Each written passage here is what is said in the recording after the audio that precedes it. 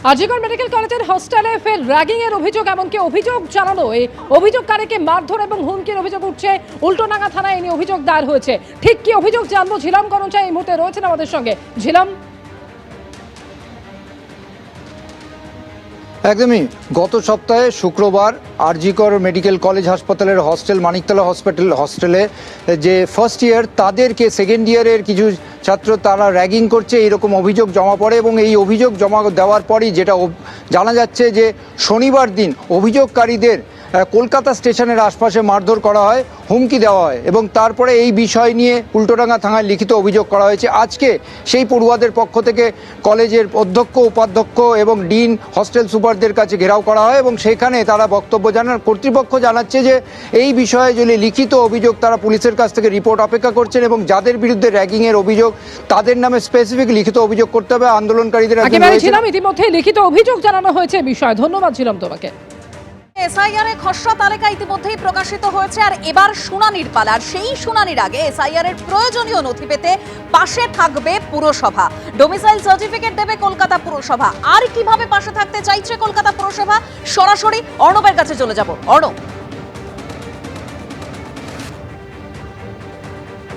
দেখো, আজকে মমতা বন্দ্যোপাধ্যায় তিনি আজকে বৈঠক করেছিলেন এবং তারপরে আজকে সন্ধেবেলা কিন্তু এই সন্ধেবেলার আগে যেটা মেয়র ঘোষণা করলেন যে এই এসআইআরের যে হিয়ারিং হবে, যাদের নাম ওঠেনি বা বাদ গেছে তাদের যে হিয়ারিং হবে তার জন্য তাদের বেশ কিছু ডকুমেন্ট লাগবে।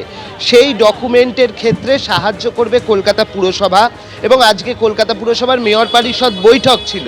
সেই মেয়র পরিষদ বৈঠকেই এটা সিদ্ধান্ত হয়েছে কীভাবে সাহায্য করবে পুরসভা।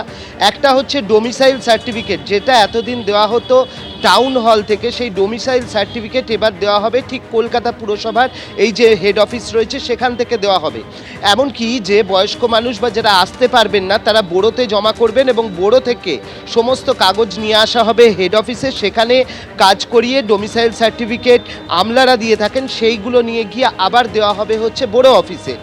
দ্বিতীয় বিষয়টা কি সিদ্ধান্ত হয়েছে যে ডেথ এবং বার্থ, যেগুলো যারা নতুন জন্মাচ্ছেন 1 বছরের মধ্যে সেগুলো আলাদা, কিন্তু যাদের পুরনো তথ্য দরকার রয়েছে সেই কারণে কলকাতা পুরসভাতেই 20টা অন্তত কাউন্টার করা হচ্ছে, যেখানে কারুর প্রয়োজন হচ্ছে তার বাবার মৃত্যুর শংসাপত্র, কারুর দরকার হচ্ছে যে জন্মের শংসাপত্র। এই শংসাপত্রগুলো যারা পুরনো রয়েছেন তাদের ক্ষেত্রেও কলকাতা পুরসভা সহায়তা করবে, এমনটা মেয়র ফিরহাদ হাকিম জানাচ্ছেন। এবং তার যেটা স্পষ্ট বক্তব্য যে এসআইআরের ক্ষেত্রে যে ডকুমেন্টগুলো লাগবে তাতে সাধারণ মানুষ যাতে হয়রানির শিকার না হয় সেই কারণেই কলকাতা পুরসভা এই সিদ্ধান্ত নিয়েছে এবং আগামী 2-3 দিনের মধ্যেই এই পরিষেবা কিন্তু চালু হয়ে যাবে। ধন্যবাদ অর্ণব।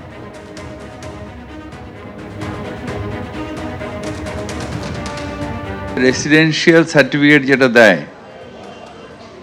সেইটা আমরা এখন টাউন হল থেকে দেয়, সেটা আমরা এখানে নিয়ে আসব।